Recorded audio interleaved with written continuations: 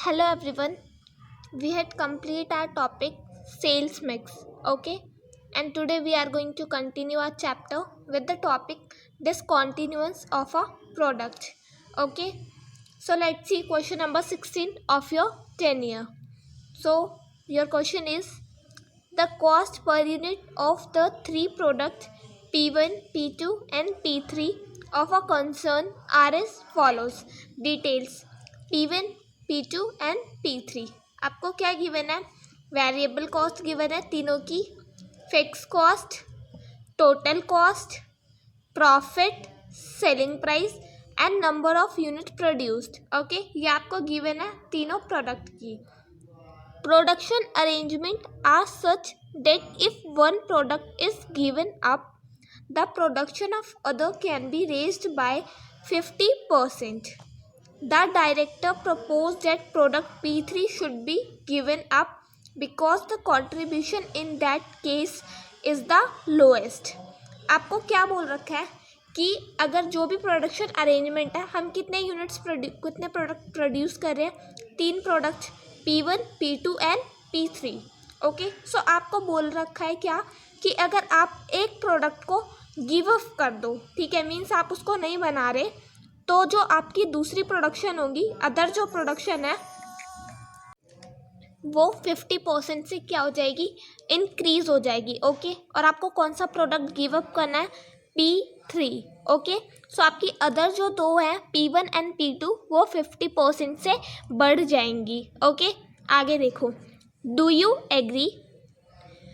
What other non-considerations should be kept in mind before taking decision in such situation? आपको क्या क्या point अपने mind में रखना चाहिए ऐसे डिसीजन लेने से पहले. ओके, सो देखो कैसे करोगे. सबसे पहले आप क्या करोगे? फिक्स ओवरहेड और करंट प्रॉफिट निकाल लोगे. ओके, तो प्रोडक्ट आपके क्या थे? P1, P2 and P3. Fix cost आपको पर यूनिट में गिवन था, तो आप टोटल कैसे निकाल लोगे? यूनिट्स मैन्युफैक्चर से मल्टीप्लाई करके. यूनिट्स कितने मैन्युफैक्चर थे? ए के लिए था 10,000 और फिक्स कॉस्ट थी 3 मीन्स 30,000. बी के लिए 5,000 into fix cost per unit थी 3, तो कितना आ गया? 15,000. और इसके लिए 8,000 इंटू 2 16,000. ठीक है, फिर प्रॉफिट भी सेम, आपको पर यूनिट गिवन था और यूनिट्स मैन्युफैक्चर गिवन थे, तो आप मल्टीप्लाई कर लोगे तो प्रॉफिट आ जाएगा. P1 के लिए 10,000 इंटू 9 90,000. इसका कितना था? 7 था. और यूनिट्स मैन्युफैक्चर प्रोड्यूस या फिर कितने? 5,000 थे, तो कितना आ गया? 35,000. एंड इसका आ गया 48,000. तो ऐड करने पे आपका टोटल प्रॉफिट कितना आ गया? 1,73,000. और आपकी टोटल फिक्स कॉस्ट आ गई 61,000. ओके, अब आप क्या करोगे? कंट्रीब्यूशन निकाल लोगे. ठीक है,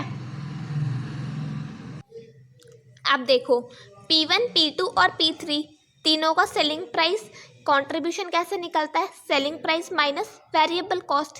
सेलिंग प्राइस आपको कितनी गिवन है? 32, 30 एंड 26. लेस कर दोगे वेरिएबल कॉस्ट, ये भी आपको पर यूनिट में गिवन है. कितनी? 20, 20 और 18. माइनस करने पे आपका कंट्रीब्यूशन कितना आया? 12, 10 और 8. ठीक है, अब आपने कंट्रीब्यूशन निकाले. अब आपको क्वेश्चन में क्या बोला है कि P3 का कंट्रीब्यूशन क्या है? कम है. ठीक है, इसलिए हम इसको गिव अप कर रहे हैं और बाकी जो 2 प्रोडक्ट्स हैं उनको हम 50% से इंक्रीज कर रहे हैं. तो क्या ये आपका डिसीजन सही है? ओके, सो अब देखो कैसे कैलकुलेट करोगे. अब आप अगर हम P3 को क्या कर रहे हैं? गिव अप कर रहे हैं, तो when P3 is given up, P1 and P2 increase by 50%. 50% से क्या हो जाएंगे? P1 और P2 इंक्रीज हो जाएंगे. तो देखो P1 आपका 15,000 इंटू 12 हो जाएगा. क्यों? क्योंकि देखो क्वेश्चन में आपको यूनिट्स मैन्युफैक्चर कितने दे रखे हैं प्रोडक्ट ए के? 10,000. और क्या बोला है? अगर हम इसको गिव अप कर रहे हैं P3 को, तो आपका ये जो है 2 प्रोडक्ट 50% से क्या हो जाएंगे? इंक्रीज हो जाएंगे. तो ये कितना है? 10,000. 10,000 का 50% कितना आ जाएगा? 5,000. तो ये 5,000 से इंक्रीज हो गया, तो 10,000 प्लस 5,000 कितना हो जाएगा? 15,000. ठीक है, और उसके बाद P2 का देखो कितना है? 5000, ये भी इंक्रीज हो जाएगा 50% से। 5000 का 50% कितना होगा? 2500। तो 5000 प्लस 2500 मीन्स 7500। ओके, अब देखो प्रॉफिट कैसे आता है? कंट्रीब्यूशन माइनस में फिक्स कॉस्ट। ठीक है, तो अब देखो P1 इंक्रीज होके कितना हो गया? 15000 और कंट्रीब्यूशन आपका कितना आया? फर्स्ट का 12, तो 15000 इंटू 12 कितना हो गया?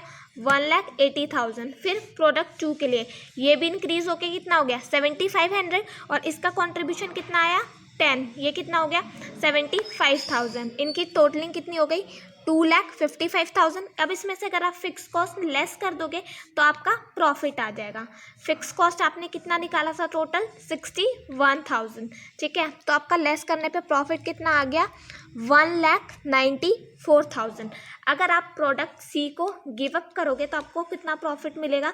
1,94,000 का। ठीक है, अब आप देखो अगर आप P2 गिव अप करोगे तो कितना प्रॉफिट आएगा और ऐसे ही P1 का निकालोगे। ओके, सो देखो when P2 is given up, अब हम P2 को गिव अप कर रहे हैं।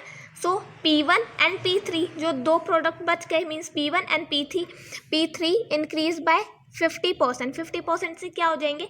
इंक्रीज हो जाएंगे। ठीक है, तो P1 अगर 50% से बढ़ा तो कितना? 10,000 का 50% 5,000, तो टोटल 15,000।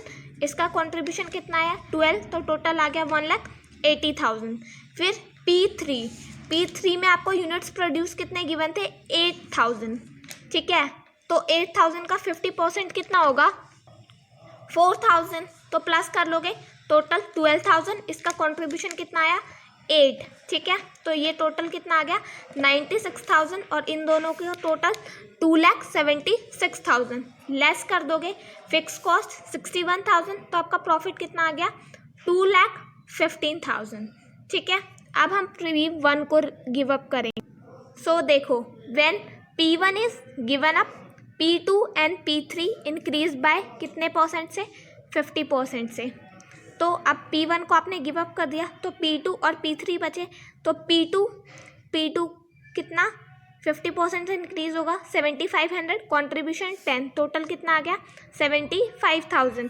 फिर P3 कितना है 12,000 इंटू में 8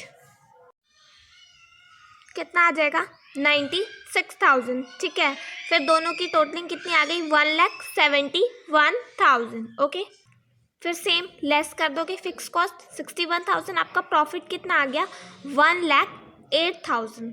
ठीक है, तो देखो अगर आप P3 को गिव अप करोगे तो आपको प्रॉफिट होगा 1,94,000 का, है ना। और P2 को गिव अप करने पे आपका प्रॉफिट आ रहा है 2,15,000 और P1 को गिव अप करोगे तो आपका प्रॉफिट आएगा 1,08,000। ठीक है, तो आपको इन तीनों में से कौन सा प्रोडक्ट को गिव अप करना चाहिए? बताओ ज़्यादा प्रॉफिट कौन से प्रोडक्ट को गिव अप करने में आ रहा है? P2 को, है ना। कितना आ रहा है 2,15,000। सो आपका आंसर क्या होगा? P2 should given up, it give highest profit. हमें P2 को गिव अप करना चाहिए, क्यों? क्योंकि ये हाईएस्ट प्रॉफिट दे रहा है। ओके, P3 का कंट्रीब्यूशन कम है बट उसको गिव अप करने पे आपका प्रॉफिट P2 से क्या आ रहा है? कम आ रहा है। तो आप वही वाला प्रोडक्ट गिव अप करोगे ना जिससे आपको प्रॉफिट ज़्यादा आए। ओके, ठीक है। अब आपकी बुक में क्वेश्चन नंबर 19 आपके 10 ईयर का सेम ऐसा ही है, सो आप उसको ट्राई करके देखना। ओके, नेक्स्ट वीडियो में मैं ट्राई करूँगी कि आपका ये चैप्टर फिनिश कर दूँ।